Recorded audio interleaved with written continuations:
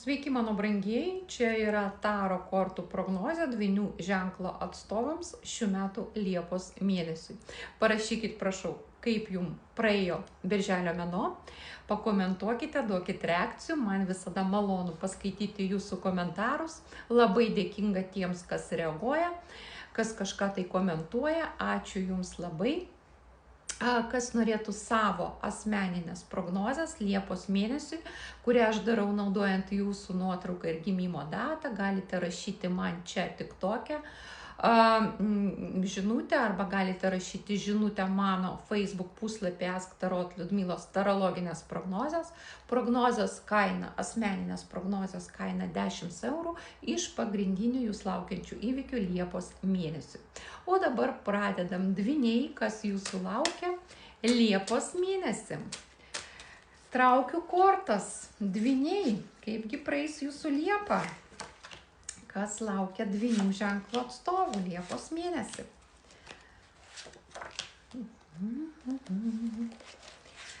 Taip, Liepa, kas laukia Liepos mėnesį. Dvynių ženklo atstovų.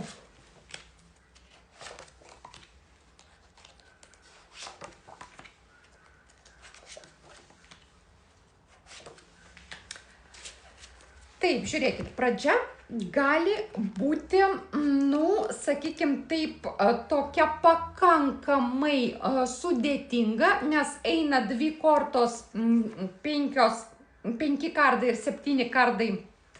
Tai yra kortos, kurios sako apie tai, kad tikriausiai jums, gali tekti arba susidurti su kažkokiu tai gudravimu, nesąžiningumu, noru jūs apgauti, noru, sukčiavimo atveju, arba jūs patys norėsite kažkaip tai išsisukti iš susidariusios padėties, panaudojus tokius metodus.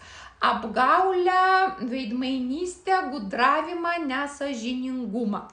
Galite gauti kažkokį pasiūlymą, kuris gali būti iš pirmo žvilgsnio labai patrauklus, gundantis, atrodys, kad jisai jums naudingas, kad jisai iš tikrųjų duoda kažkokius tai gerus šansus, bet iš tikrųjų tas pasiūlymas gali būti klastingas, tai gali būti sukčiavimo atvejis arba noras jūs apgauti. Jis vėliau pasirodys apgaulingas. Todėl būkite labai atsargus, mano brangus dvynukai, nes įvynioti gali labai gražiai bet kurį pasiūlymą, tuo labiau, jeigu kažkam tai pakliūna šiuo metu, pagal tai, ką jūs norite, ką svajojate, ko ieškote, tai galite lengvai susigundyti, bet iš tikrųjų, kaip sakoma, tas nemokamas sūris, kur gali būti tik toj pelių gaudykloj, kaip jinai vadinasi, spąstuose. Tai turėkit tai omenyje, nes pradžia mėnesio pas jūs pakankamai tokia, kritinė pradžia, kai reikia save, sakykime, apginti ir pagalvoti labai kruopščiai, paanalizuoti ir užduoti klausimus, o kam tam žmogui, tam, kuris siūlo jums kažką tai tokio lyg ir labai gundančio, labai tokio naudingo jums, kam tam žmogui tai daryti. Taip, toliau eina korta 8 pentakliai, korta šiaip tai tokio meistriškumo, korta perėjimo į kitą kažkokį lygį, tai tuomet, kai jūs savo darbą atliekate labai kruopščiai ir labai atsakingai ir, sakykime, taip, labai profesionaliai. Kai jūs tobulėjate ir savo įgūdį profesinį jūs vis tobulinate ir darbą atliekate vis geriau ir geriau. Ir sulig tuom, ateina korta imperatorienė, moteris ant sosto, ta imperatorienė moteris, kuri vadovauja, tai jūs galite gauti pasiūlymą, mano brangus dvynukai, galbūt kilti karjeros laiptais, galbūt pasiūlymas aukštesnių pareigų.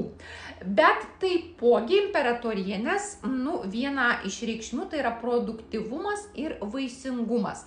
arba, nu, kitaip tariant, pastojimas ir nėštumas. Tai mano brangios moteris merginos, galbūt kažkam tai ateis žinutė iš, nu, tiesiog ateis galbūt daugiau netikėta žinutė apie nėštumą ar pastojimą.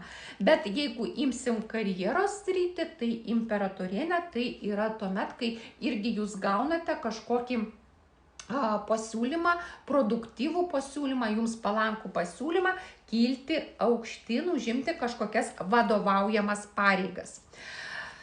Taip, toliau gali būti, nu, vat, kažkokių tai problemų šeimos viduje, nes šeimos narių gali kažkas tai palikti namus, nu, vėlgi imkim jau mūsų suaugusius vaikus, kurie gali pareikšti norą, pavyzdžiui, kažkur tai išvažiuoti mokytis. Arba tiesiog pasakys jums, kad nori gyventi atskirai, kad atėjo laikas, nu, vat, ir aš jau daugiau nebenoriu su jumis tėvai gyventi ir turiu išeiti.